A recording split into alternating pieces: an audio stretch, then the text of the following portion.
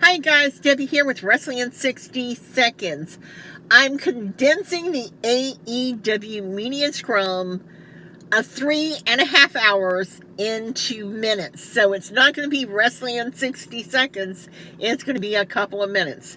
Now, I must tell you that the Media Scrum started off with Darby Allin and Sting. And most of the press questions were delivered to Sting, naturally, right? Many asked him since signing with AEW in 2020, was it a long-term contract? Was it a short-term? He said it was a multi-year deal, and that since then, he's kind of been giving it, like month by month, or it depends on how his body feels. He said that when he wrestled at the Arthur Ashe AEW, I think it was a Dynamite show, that he felt like he didn't give it his best. Even though everybody was like, wow, that was such a great match, da-da-da-da, he felt like he didn't perform to his fullest. Well, he said he still takes it day by day or week by week. And someone had asked him, Wembley's coming up. Is this going to be where your last match is going to be? Are you going to put out your retirement at Wembley? He said he didn't think so. And pretty much that he knew that he wasn't going to have his retirement match at Wembley. Things are still going good for him. Tony has been really nice about saying, Sting, you can stay as long as you want to. We love having you here. So Tony is not trying to push him out the door or keep him from doing matches, which is great. And then we have this awkward appearance by Chris Jericho with his aluminum baseball bat, and he's screaming at Sting and saying that, he wants to have a match Wednesday night with Sting. He wants a tornado match with him. And he takes his water bottle with the bat and he hits him. And he meant to hit Sting. The water bottle hits the bat and it hits one of the media people. And Tony is like, oh my God, are you okay? Do you need medical help? Can I do anything for you? And then he starts yelling at Jericho, you need to get out. This is uncalled for. You don't need to be doing this. And he said, well, then you need to make the match for Wednesday night. Me, the Painmaker, and Sting. So, Tony did agree to make the match. They did get Chris Jericho out. The next person was Toni Storm. Of course, attitude. She did get questions this time, mainly because, one, they asked her about Jamie Hager. And they're like, why does people keep bringing Jamie Hager up? I beat her in 3 minutes. And you haven't seen her since I beat her. Now, maybe I should have another match and break her nose like she broke my nose. Someone also mentioned, because in case you did not know, Toni Storm and Juice Robinson are husband and wife. And recently, when he was doing a match in Japan, she interfered with that match. And when they ever considered doing a mixed doubles match at AEW, she said that she has always got her husband's back. So I think an interesting match would be Britt Baker and Adam Cole versus Juice Robinson and Toni Storm, but that's just me. We have Will Ospreay comes out, and I just loved his part of the interview. He said he's the new IWGP champion. He talked about his match with Kenny Omega at the Tokyo Dome, and how once Kenny injured him to bring blood on his face and it started pouring down.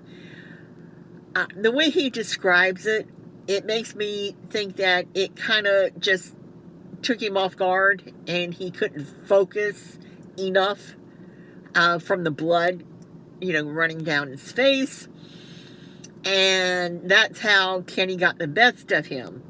If you saw the match last night, that was like out of control. I mean, really out of control. Will said that he hoped that the match that they did last night was as good as the one that they did in the Tokyo Dome, and everybody just clapped. He said that what he did differently is that he went back and trained differently than he had been training before. And so now when he got blood running down his face in the match, it empowered him rather than throw his game off. Someone had asked, one of the press had asked him about, will he be at Wimbledon? He said he would love to be there. It's really up to Tony Khan, but he's got the date open, so he's hoping, if not, he will be in attendance because it's very close to where he lives, and it's going to be like one of the best things that happen in that area. The other thing that Okada said, Ospreay said, somebody asked him about where is his career going. He said that he wants to wrap up the indies this year. He's got one more year that he wants to do this. He wants to continue to represent New Japan right now, and especially if you knew how hard they had it during the pandemic and how bad things got. He said he wants to, represent them and be proud of them like he is. Someone asked him about his shoulder injury that happened recently. He said, it's okay. Nothing was torn. It was just a little bruise. He did a different kind of therapy, but it's good. The last person who came out was Bryan Danielson. And he talked about whether the music, the Final Countdown, for those who didn't know, the Final Countdown was his music in Ring of Honor. And he said that when he saw Okada come out and money falling from the ceiling, it made him think about last weekend was Father's Day. And his dad wanted to go see the beach, especially white sand and tropical colored waters. And he died never being able to do this.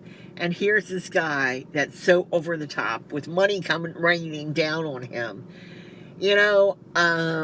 It just brought out a fire in him that he just needed. Little does anybody know that he actually fractured his arm doing an elbow drop shortly after the match started. When asked, he said that he wants to fight Okada again without a broken arm because he wants to break his arm. And he said that he was the first person in 8 years to get Okada to tap out. He said that he would love to wrestle Will Ospreay, Zack Sabian Jr., Samoa Joe, Darby Allin, Kenny Omega, and Orange Cassidy. The other thing I think was a very interesting thing to bring out was Adam Cole. Everybody knows that Adam Cole was supposed to face Tom Waller. Adam Cole showed up with a fever. They think he has the flu. And so they sent him home so that he wouldn't spread the cold, flu, whatever, to the other roster. With that happening, they gave Tom Waller a match with Serpentico. They would love to have that match if they could get the scheduling work out. They would love to have Adam Cole to face Tom Waller at some future date.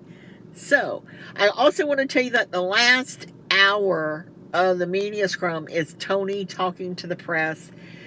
A lot of it is just old stuff that you would already know about, graphics or, how he gets talent for the shows and da-da-da-da-da-da.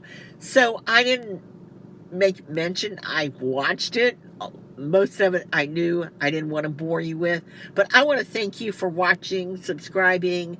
And Deborah and I have some really interesting stuff coming up. So, in the month of August, we hope you'll stay tuned for that. And until next time, bye for now.